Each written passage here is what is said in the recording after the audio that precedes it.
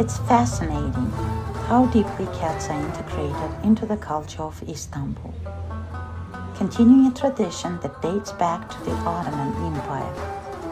The Ottomans loved cats for being clean, elegant, and graceful. They thought caring for them was a good deed that showed their religious and cultural values.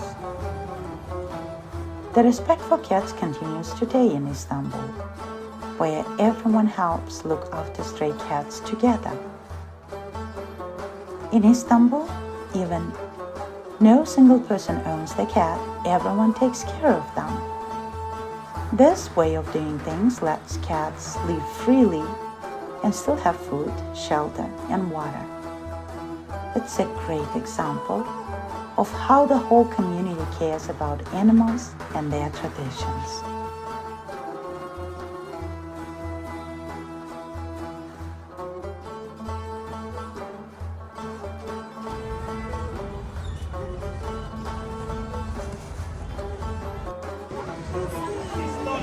So cute.